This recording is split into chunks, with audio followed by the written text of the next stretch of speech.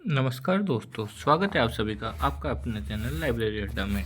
ये क्लास आपको हर किसी भी कॉम्पिटिटिव एग्ज़ाम के लिए इम्पोर्टेंट रहने वाली है। साथ ही BLIS अगर कर रहे हैं, BLIS की जो एग्ज़ाम चल रही है अभी, उसमें भी इम्पोर्टेंट होगा, क्योंकि जो VMOE की एग्ज़ाम चल रही है उसके BLIS 07 के लिए भी ये इम्पोर्टेंट क्लास है। तो चलिए हम बिना देरी के शुरू करते हैं इस क्लास को। सबसे पहले देखिए, संदर्भ स्रोत यानी इंफॉर्मेशन सोर्सेज। इंफॉर्मेशन सोर्सेज कितने टाइप के हैं? दो टाइप के हैं, पहला और दूसरा। इसका क्या नाम है?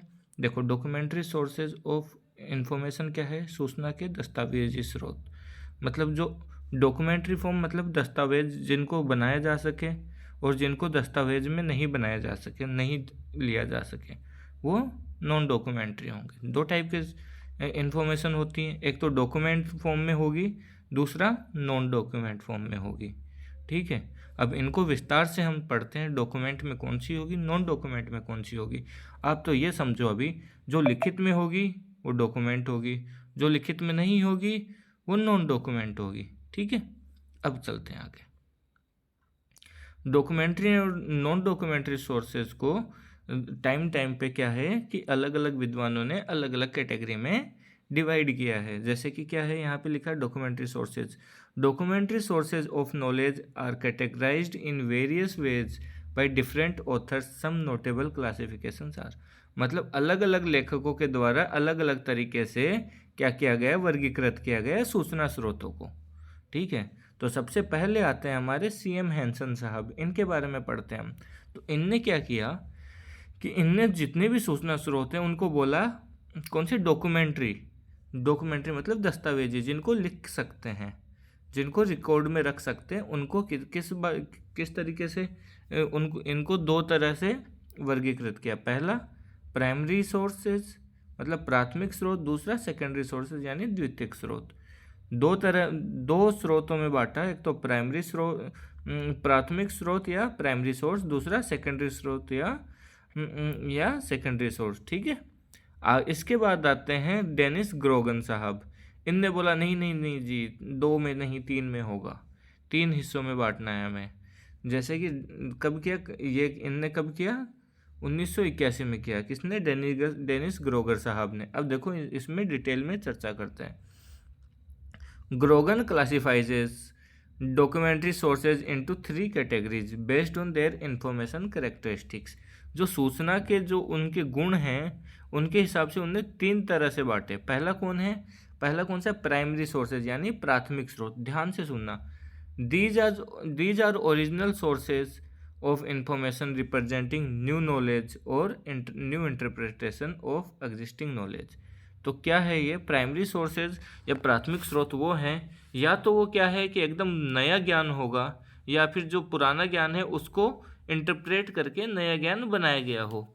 ये दोनों कंडीशंस हैं तो प्राइमरी सोर्स होगा। जैसे कि they often content unfiltered, unorganised and scattered information. उनमें ज़्यादातर क्या होता है कि बिना किसी फिल्टर के, बिना किसी सुव्यवस्थित तरीके से जो इन्फॉर्मेशन होती है, बिखरी हुई इन्फॉर्मेशन होती है, वो इसके अंदर आती है। किसके अंदर? प्राथमिक स्रोत में। They are the first record of original thought और डिस्कवरी। तो ये कोई भी अगर डिस्कवरी है या फिर कोई पहला विचार है, उसका क्या है, ये सबसे पहला कैटेगरी है, इसीलिए इसके अंदर आता है प्राथमिक स्रोत में। इसके एग्जाम्पल देखें कि जैसे कि साइंटिफिक पीरियोडिकल, वैज्ञानिक पत्रिकाएं, रिसर्च रिपोर्ट। अब जैसे कोई रिसर्च किया है तो सबसे पहली बार छपेगी ना वो, तो वो किस में आता है? प्राइमरी सोर्स में आता है। कॉन्फ्रेंस प्रोसीडिंग, सम्मेलन कार्यवाही, सम्मेलन की कार्यवाही होगी तो ये पहले उसी में ही आएगा। पेटेंट लेता है या मान स्टैंडर्ड है कोई, ये भी इसी के अंदर आएगा। क्यों आएगा? क्योंकि ये सबसे प्राइमरी चीज़ है, इसके बाद में सारी चीज़ें आती हैं कि इनको किसी में कैटेगराइज नहीं किया जा सकता। इसके आप एग्जाम्पल्स याद कर लो, 4-5 पेपर के अंदर आपको काम आएंगे। चाहे ट्रेड, लिटरेचर, ऑफिशियल पब्लिकेशन, आगे थीसिस एंड डिसर्टेशंस की बात कर लो, थीसिस या शोध प्रबंध, रीप्रिंट, प्रीप्रिंट, ये सारे किसके हैं?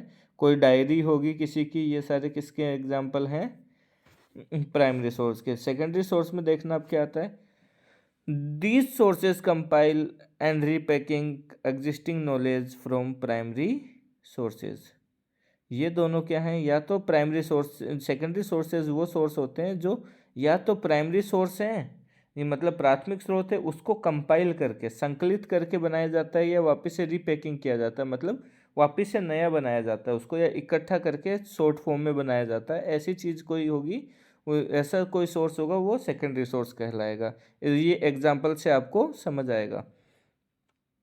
They do not contain new original information but guide users to primary document. अब देखो ये है ना, सेकेंडरी सोर्सेज हैं जो खुद में नया ज्ञान नहीं रखते हैं, लेकिन क्या करते हैं ये, लेकिन क्या करते हैं ये कि ये यूजर को प्राइमरी सोर्सेज तक पहुंचने के लिए मार्गदर्शन प्रोवाइड करते हैं, प्रदान करते हैं, या मार्गदर्शक का रोल निभाते हैं यहाँ पे। They provide digested information and serve as a biographical tool. अब ये क्या है, डाइजेस्टेड इंफॉर्मेशन, और कैसे बायोग्राफिकल टूल की जैसे ये क्या करता है, बिहेव करता है। जैसे कि मैं बताता हूँ अब इसका मतलब क्या हुआ। इंडेक्सिंग एंड एब्स्ट्रैक्टिंग पीरियोडिकल, मतलब इंडेक्सिंग और एब्स्ट्रैक्टिंग पत्रिकाएं, एब्स्ट्रैक्टिंग पीरियोडिकल मतलब सारकरण पत्रिकाएं।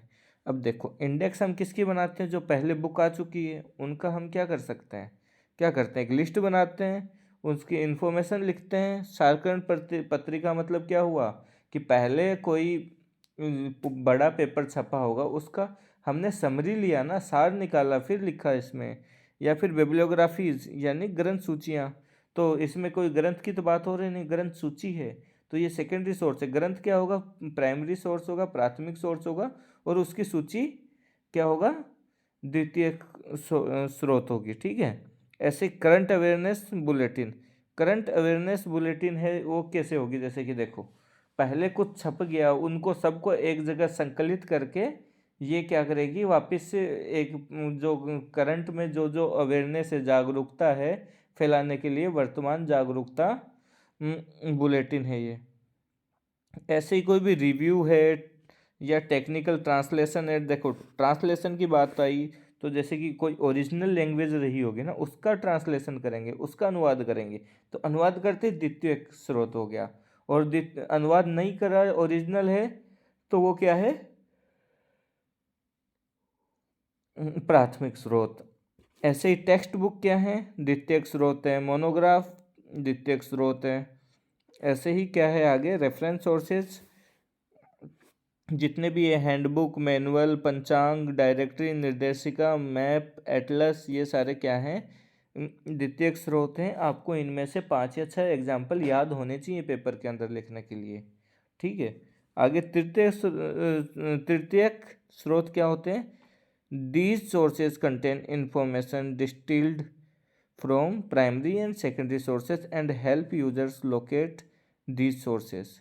They do not contain subject information themselves but guide users to where the information can be found. इसमें क्या होता है कि पहली प्राइमरी और सेकेंडरी इन्फॉर्मेशन के पास जाने के लिए टर्शरी इन्फॉर्मेशन बस गाइड करता है, इसके पास कोई खुद का कुछ नहीं होता। जैसे कि यूनियन कैटलॉग, कैटलॉग हमने वहाँ बनाया था, बिब्लियोग्राफी वहाँ बनाई थी, तो क्या हुआ, कैटलॉग आएगा सेकेंडरी सोर्सेज में। और यूनियन ऑफ कैटलॉग मतलब संघ सूची, और कैटलॉग्स की भी सूची बना दी हमने, तो वो क्या होगा, सबको मिला के वो क्या हो जाएगा, टर्सरी सोर्स यानी तृतीयक स्रोत। ऐसे ही बिब्लियोग्राफी यानी ग्रंथ सूची, ग्रंथ सूची किस में आई थी, ग्रंथ आएगा किसमें, प्राइमरी सोर्स में, प्राथमिक स्रोत में, और फिर ग्रंथ सूची आएगी द्वितीयक स्रोत में, और ग्रंथ सूचियों की ग्रंथ सूची यानी बिब्लियोग्राफी और बिब्लियोग्राफीज किस में आएगी, टर्सरी में, तृतीयक स्रोत में आएगा। ऐसे गाइड्स टू लिटरेचर, साहित्य के लिए गाइड है, ये भी तृतीयक स्रोत है। डायरेक्टरी ऑफ डायरेक्टरीज, देखो बिब्लियोग्राफी ऑफ बिब्लियोग्राफीज हो गया, और दूसरा डायरेक्टरी ऑफ डायरेक्टरीज मतलब निर्देशिकाओं की निर्देशिका, यह क्या है, गाइड टू रेफरेंस सोर्सेज। ये सारे एग्जाम्पल हैं तृतीय स्रोत के। अब देखो ये हमने दो वैज्ञानिकों के हिसाब से पढ़ लिया हमने, पहला पढ़ा CM हैंसन के द्वारा, दूसरा पढ़ा डेनिस ग्रोगन साहब के द्वारा। अब है WA कार्ड्स क्लासिफिकेशन, इनने भी क्लासिफाई किया, इनने 3 कैटेगरी में किया, लेकिन इनका कैटेगरी अलग है। इनकी कैटेगरी है कि देखो इनने कब दिया, 1987 में दिया। कौन सी किस पुस्तक में दिया, तो introduction to reference work, introduction to reference work नामक बुक में इनने ये सब चीज़ें बताई। इनकी 3 कैटेगरी कौन कौन सी हैं? पहली है ग्रंथ सूची स्रोत यानी बेबिलोग्राफिक स्रोत। ये क्या है एग्जाम्पल इसका? लाइब्रेरी कैटलॉग पुस्तकालय सूची या सब्जेक्ट बेबिलोग्राफिस यानी विषय ग्रंथ सूची। दूसरा है फैक्चुअल सोर्सेज यानी तथ्यात्मक स्रोत। इसका एग्जाम्पल क्या होंगे? तथ्यात्मक मतलब पंचांग, पंचांग में तथ्य होते हैं, या स्टैटिस्टिकल ईयरबुक यानी सांख्यिकी वार्षिक पुस्तकें। अब तीसरा क्या बताया इनने? रेफरेंस सोर्सेज बताया, जिसके अंदर क्या संदर्भ स्रोत, रेफरेंस सोर्सेज यानी संदर्भ स्रोत। इसमें क्या आते हैं? या तो डिक्शनरी या इंसाइक्लोपीडिया। समझ गए आप? ये सारी चीज़ें कैटेगरी किसके अनुसार थी? WA कार्ड्स के द्वारा थी, लेकिन ये बहुत ही रेयर चांस है आपसे पूछने के लिए WA कार्ड्स के द्वारा। या तो शुरू वाले, ये पूरी क्लास ही इंपॉर्टेंट है, बस इस पोर्शन को छोड़ के। ये कॉम्पिटिटिव एग्जाम में पूछ सकता है, वैसे नहीं पूछेगा आपसे। अब है classification by SR Ranganathan. SR Ranganathan ji ने किस हिसाब से डॉक्यूमेंट्री सोर्सेज को कैसे डिवाइड किया? तो अब इसमें बात करते हैं हम। Ranganathan classifies documentary sources based on दो तरह के आधार पे क्या किया SR रंगनाथन जी ने? क्या किया यहाँ पे? इनको वर्गीकृत किया। पहला किया है विचार सामग्री की मात्रा के अनुसार, मतलब वॉल्यूम ऑफ थॉट कंटेंट। इसको कैसे किया? 2 भागों में। पहला किया माइक्रो डॉक्यूमेंट। माइक्रो डॉक्यूमेंट मतलब, मैक्रो डॉक्यूमेंट क्या होता है? जिसमें मैक्रो मतलब बड़ा, बड़ा दस्तावेज कौन सा होगा? तो बुक, मोनोग्राफ, थीसिस, डिसर्टेशंस। यानी हिंदी में बात करें तो क्या होगा? पुस्तकें, मोनोग्राफ, थीसिस या शोध प्रबंध। ठीक है। अब छोटा, अगर माइक्रो डॉक्यूमेंट मतलब छोटे डॉक्यूमेंट कौन कौन से होंगे? जर्नल या जर्नल आर्टिकल। जर्नल के अंदर जो आर्टिकल आते हैं वो जर्नल लेख। ठीक है। अब जैसे हम अब आगे की बात करें, जैसे फिजिकल फॉर्म में, ये तो विचारों के स्तर पे पूछा तो आपको बोले 2 भागों में बांटा, मैक्रो और माइक्रो। अब अगर भौतिक रूप में पूछ ले तो क्या होगा? जैसे कि आपको पूछ लिया यहाँ पे फिजिकल कैरेक्टरिस्टिक्स रिकॉर्डिंग मीडिया, मतलब भौतिक विशेषताएं रिकॉर्डिंग मीडिया के अनुसार पूछे तो SR रंगनाथन जी ने कितने भागों में बांटा? 1, 2, 3, 4, 4 भागों में बांटा। देखो CM हैंसन साहब ने 2, डेनिस ग्रोगन साहब ने 3 और SR रंगनाथन साहब ने 4 भागों में बांटा। तो चलो बात कर लेते हैं इसकी भी। कन्वेंशनल डॉक्यूमेंट यानी पारंपरिक दस्तावेज। पारंपरिक दस्तावेज वे दस्तावेज होते हैं जो कि, देखो अब, documents recorded on paper in natural language, यानी प्राकृतिक भाषा में कागज पर दर्ज दस्तावेज, वो सारे क्या होंगे? कन्वेंशनल डॉक्यूमेंट होंगे। जैसे कि बुक्स मतलब पुस्तकें, पीरियोडिकल मतलब पत्रिकाएं, मैप्स मतलब नक्शे, और एटलसेस मतलब एटलस। ये सारी चीज़ें किस में आएंगी? पारंपरिक दस्तावेजों में, जो पहले से, बहुत पहले के ज़माने से चलते आए हैं उनके। दूसरा होगा नियो कन्वेंशनल डॉक्यूमेंट्स यानी नव पारंपरिक दस्तावेज।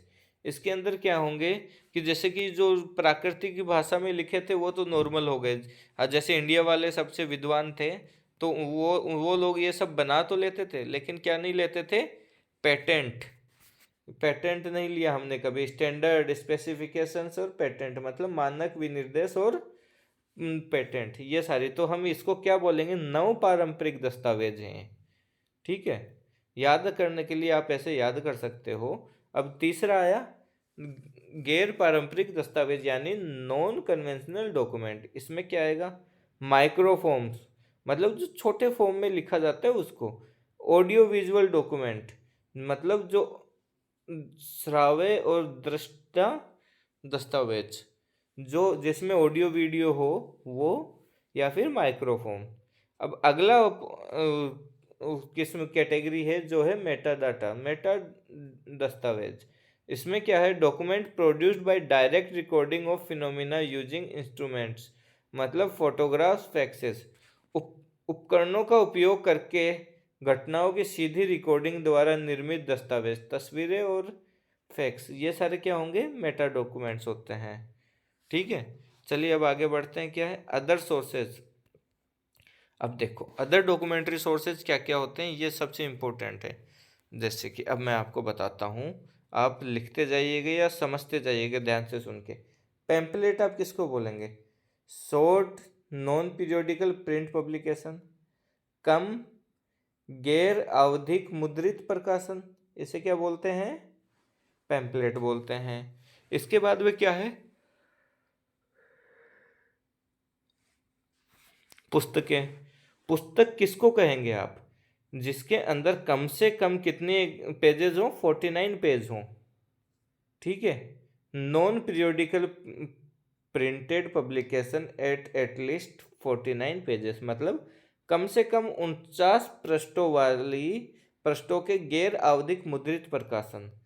दे include textbooks, monographs, treatises and reference books, मतलब इसमें प्रकारों के पाठ्य पुस्तकें, मोनोग्राफ, ग्रंथ और संदर्भ पुस्तकें शामिल हैं।